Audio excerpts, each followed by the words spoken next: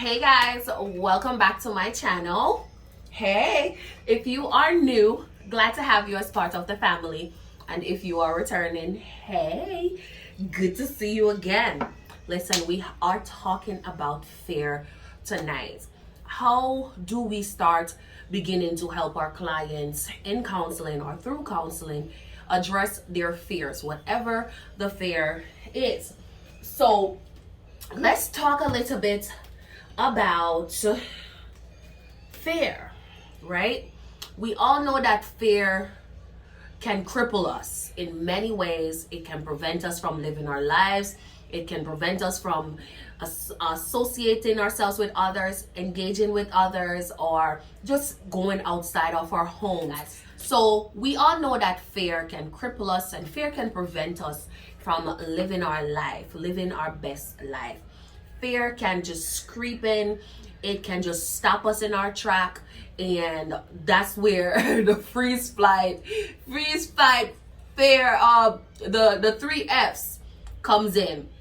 And sometimes that can take over our life in such big magnitude that we even sometimes forget what we were fearful of, because we have become so accustomed to not doing certain things or not doing some things. So let's talk about fear, and let's explore some of the things that I as a counselor would do with my client to address their fears. So fear, as we know, it is normal. It is the way our body alerts us to danger and tells us what to do. Do we run? Do we fight? Do we freeze? So our body has the ability to tell us when something is dangerous and then alert us into producing, our body produces our hormones that allows us to become fearful. So it is a survival, basically it is a survival instinct that our body reacts, tells us what to do, and sends signals all over for what the next action should be. But with fear comes a lot of emotional trauma, a lot of mental health issues that sometimes can lead us into depression and constant anxiety. And so we may have clients who live day to day without addressing this, because one, they may not want to be judged. Two, whatever their fear is, someone may say that it's insignificant, and so they may just live in the shadows without ever addressing it, right? But there are indeed some disadvantage to long-term fear, right? There are a lot of disadvantages to long-term fear, and we'll get into that a little later when we talk about some of the impacts. But let's talk about, if you are a counselor and you have someone come into your office and they are exhibiting a lot of anxiety and fear of something, someone, whatever the case is, what are some of the first things as a counselor that I would assess with my client to get to a goal or a plan with that client? And so we're going to talk about that. And the first question I would want to assess or get in depth with my client is, what are you afraid of? So what am I afraid of? You want to make sure that your client themselves understand what their fear is. What is it that they are afraid of? Once you get to that answer, you want to move on to number 2, and you want to assess the fear. Whatever the answer is this fear, and I hope you guys can see that clearly, is this fear real / realistic, right?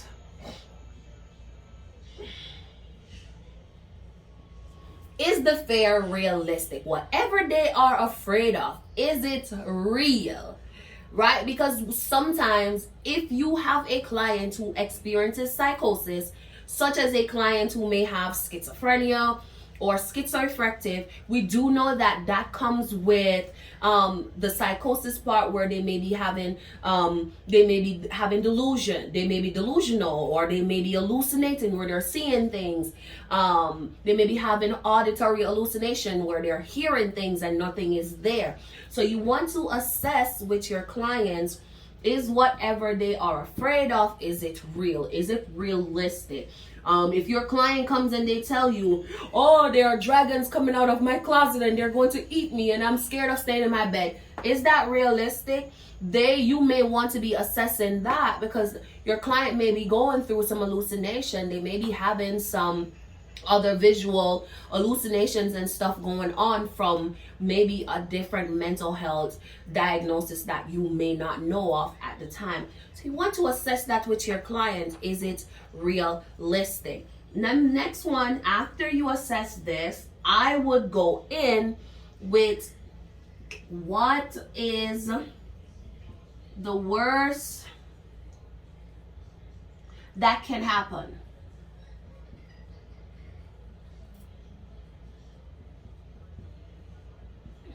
And in this, I am looking to the client to tell me, well, if this fear continues, what could happen? Are they going to die? Are they going to, whatever, what impact is going to happen if this fear continues? Next, I want to go in, and I wrote my questions down. So if you see me looking down, I'm looking at my questions so that I have the right questions, right? My next question would be, what can I do to protect myself from that outcome? I'm just going to do short. What to do to protect self. I'm just going to self from outcome. Right? And this one is a bit self-explanatory. This is when you're asking the client this, well, if this happened, how can you protect yourself from whatever you're fearful from? Because it can be a person. That fear does not have to be a thing. That fear can be someone. So in that case, how can you protect yourself from that someone? How can you protect yourself? Do you know how you can? Do you have a safety plan? Do you have a safety net? Do you have some safety people that you can rely on, that you can go to?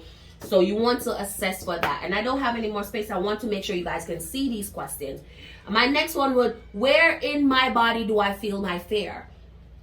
Right? And guys, I did a video last year on anxiety where I touched on, if you were doing basic stuff with your clients who came to you about anxiety and you were working on them, you would use that little Dollar Tree paper woman or paper man to assess with them where in their body they are feeling that fear. Sometimes their client may say, I feel it in my chest, right? I feel it in my chest, or I feel it in my palms and my palms start to sweat, or I feel it in my feet. So you want to make sure that you ask that question with your client. Where do they feel that fear? How? And then the next question could be, how do I feel when I take a few deep breaths? So now you're assessing if they have any sort of coping skill in place to address this fear. And if they don't, that's where you come in. And if they do, you build on whatever they have so that they can have the best outcome. So right on out the gate, first meeting with my client, these are some of the questions that I would ask from my client so that I can know how to progress or how to move the session forward with my clients. So guys, if you're new into counseling, or even if you're a seasoned counselor, drop down below and tell me how do you do your assessment with a client who comes to you about fear or anxiety, because fear and anxiety can be in the same boat, guys. So let me know what your thoughts are as it relates to those questions. And if you have any other questions that you use for your assessment that can benefit me, please do drop that down below so that I can use that and incorporate that into my sessions as well. So guys,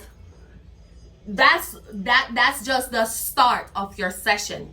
Now, one of the things that you want to reiterate to your client is that avoidance is not the best coping skill for fear, because when you avoid it, that fear intensifies and it will only get stronger. So you want to start, allowing your clients to start changing their mindset, changing their coping skills. So however they were coping, whether that's by avoiding, not addressing it, you want to start having them change that gradually over a period of time. And that's where your intervention we're working with the client would come in later on down the line. So let's touch briefly on some of the impacts of fear or some of the impacts of anxiety. One, we do know that fear can severely impact your physical health, right? Being fearful prevents you from being physically active, so it weakens your immune system. It closes you off or shuts you off from the outside world, and so you may not want to go certain places. You may not want to you may not want to do anything or engage with others. You may not want to socialize.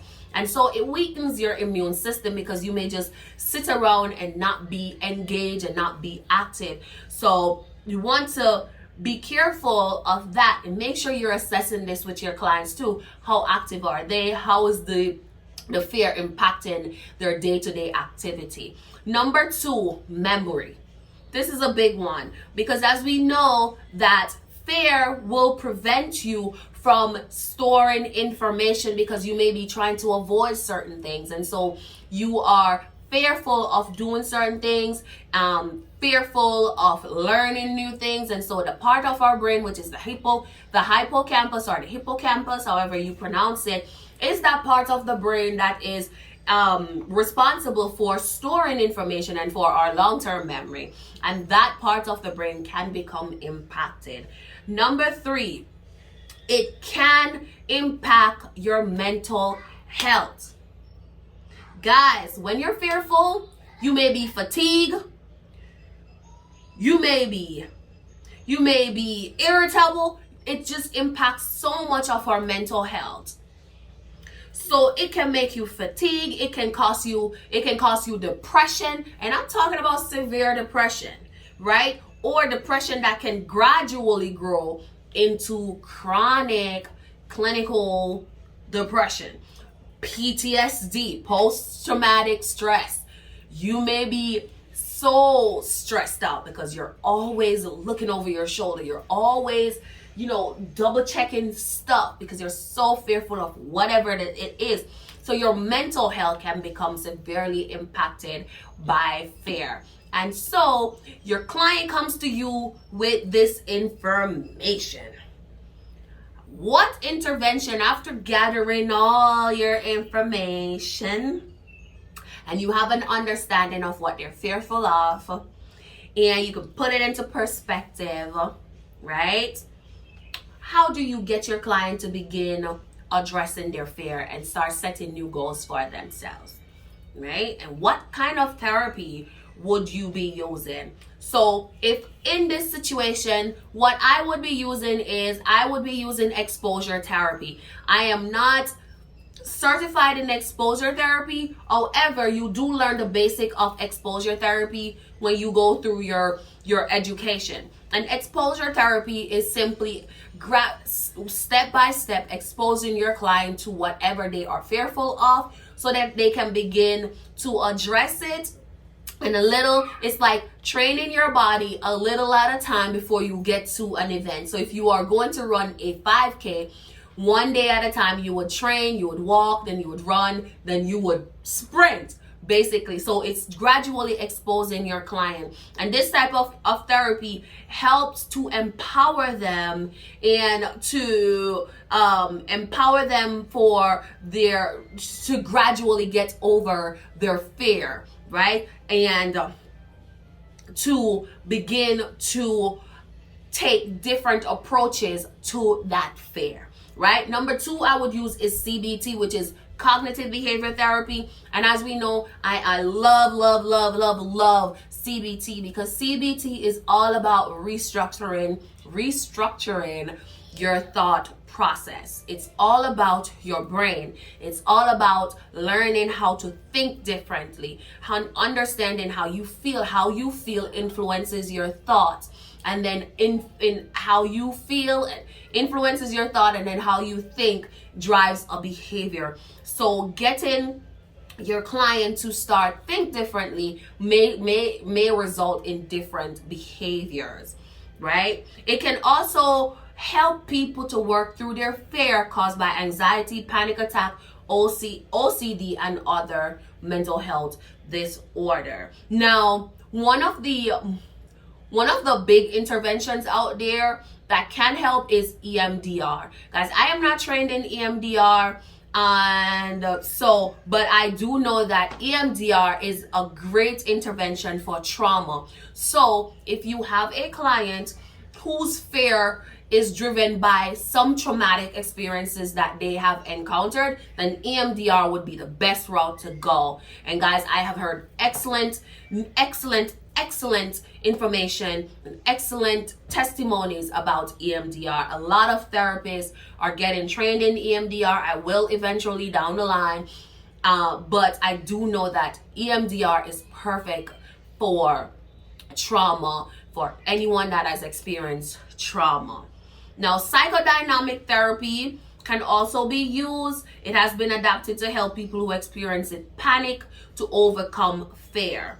This approach utilizes the process of transference to address fear caused by panic. So guys, those are the 4 therapy interventions that would be appropriate to address fear with your clients. However, do not rule out DBT, because DBT is all about being mindful, incorporating mindfulness techniques, deep breathing, all the stuff that's gonna keep you aware and alert of how you feel, what's triggering you, those sorts of stuff. So DBT can also be used, and I would definitely use DBT in some fashion or form with my client. If they're experiencing an immediate panic attack.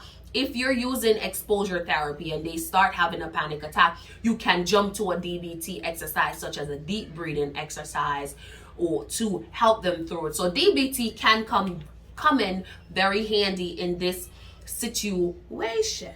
If you are experiencing any fear and anxiety, don't be fearful of seeking professional help. You would be surprised what is out there for you. You will be surprised the process, how well the process works for you. Now, not all counseling sessions are the same. So again, be open-minded to tackle those mental health issues that are preventing you from being the best you.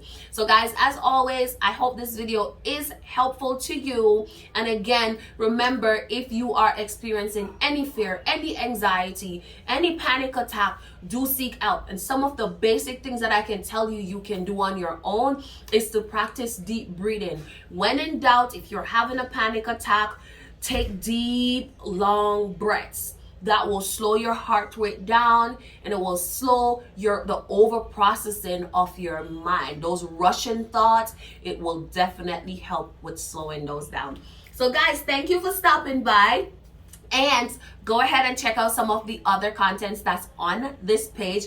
And if you like what you see, go ahead, subscribe. Don't forget to share, and don't forget to comment and become a part of this family. And I will see you all in the next video. Bye-bye.